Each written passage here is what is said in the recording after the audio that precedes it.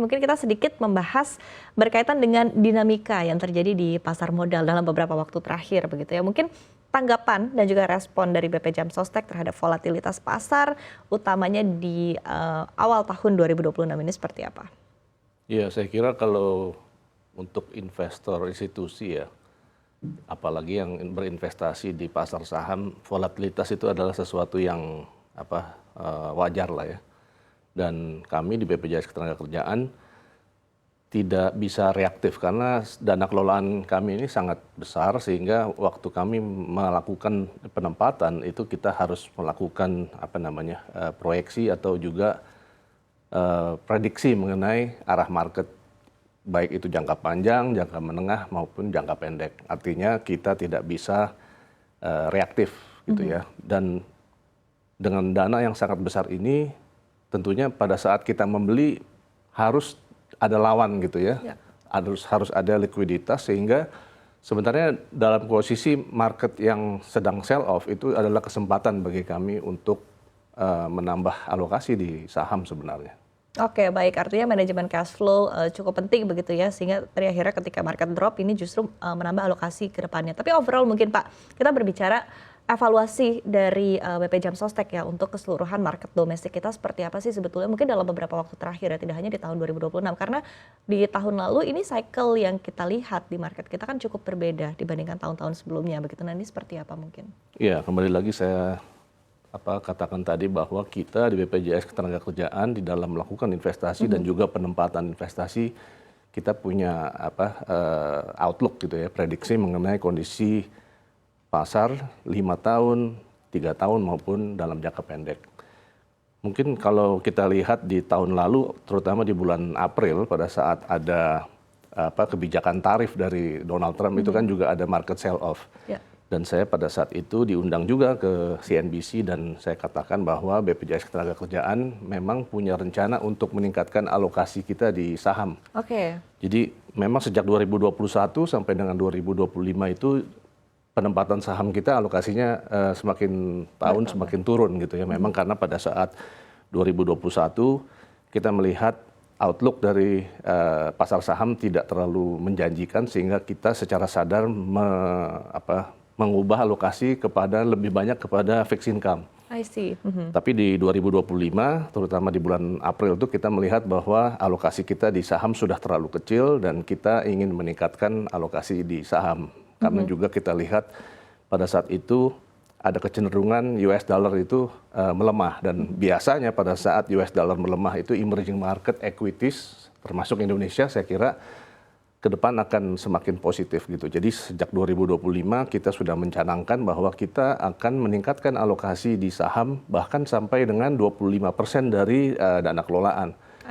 Di 2025 mungkin alokasi kita masih di bawah 10% gitu ya. Dan sekarang hari ini alokasi kita sudah sekitar 12%. Artinya kita sudah separuh jalan untuk meningkatkan alokasi kita di BPJS Ketenagakerjaan dari 12% mungkin menjadi 20-25% dalam jangka waktu 2 tahun, 3 tahun ke depan. Oke, baik. Artinya dari BP Jam Sostek sendiri juga melihat potensi di pasar saham kita ini masih cukup baik begitu ya, despite kemarin juga teguran dari MSCI ini membuat market sempat jatuh begitu ya. Tapi overall mungkin outlook-nya ya, kepercayaan dari BP Jam Sostek sendiri ya akan market domestik kita sebetulnya seperti apa?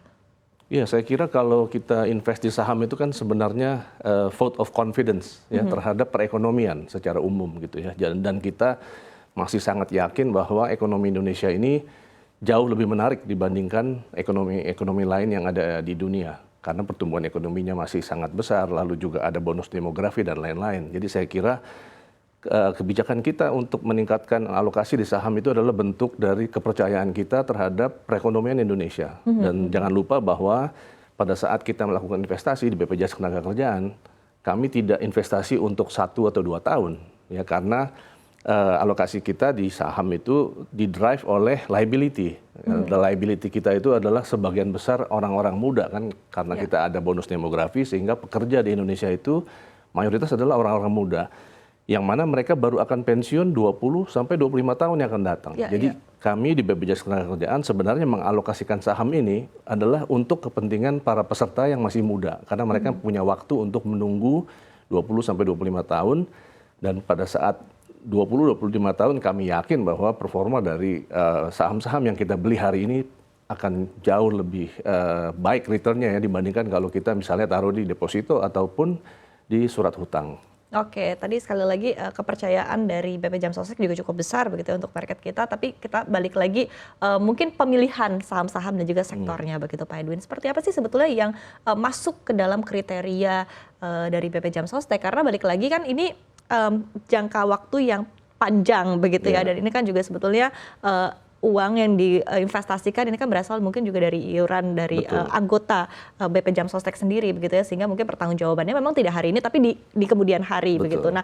seperti apa mungkin pemilihan sektor sehingga akhirnya BP Jam Sostek cukup yakin bahwa sektor ini akan memberikan cuan ya, akan memberikan return yang baik begitu, dan tapi di satu sisi juga tetap aman. Iya. Kami dengan dana yang sangat besar tentunya kita tidak bisa memilih saham-saham yang terlalu kecil ya market cap-nya. Jadi memang mau tidak mau fokusnya adalah di saham-saham yang market cap-nya besar. Dan saat ini kalau kita lihat di Bursa Efek Indonesia, saham-saham yang kapitalisasinya besar itu adalah saham-saham perbankan. Jadi memang itu saham-saham perbankan adalah bread and butter lah ya kalau boleh dikatakan demikian dari investasi di BPJS Ketenagakerjaan. Memang kita lihat harganya beberapa saat terakhir banyak yang sell off karena mungkin asing keluar, tapi ya kami melihat ini sebagai kesempatan. Itu yang pertama. Yang kedua, kami melihat bahwa Indonesia ini secara umum sangat diuntungkan dengan komoditas. Ya, kalau pada saat harga komoditas itu naik secara global, itu Indonesia akan diuntungkan. Dan ini trennya mulai menunjukkan bahwa harga komoditas ke depan akan semakin tinggi karena terutama didrive oleh satu ketidakpastian geopolitik. Yang kedua adalah karena ada investasi di tema artificial intelligence AI. Jadi AI ini meningkatkan permintaan yang sangat besar akan misalnya tembaga, aluminium dan lain-lain karena memang dibutuhkan untuk misalnya data center dan lain-lain gitu ya. Jadi saya kira ke depan kami masih sangat positif bahwa ini adalah awal permulaan dari kenaikan harga komoditas secara jangka panjang, jadi super cycle-nya mungkin akan kembali dan itu akan menguntungkan Indonesia, saya kira.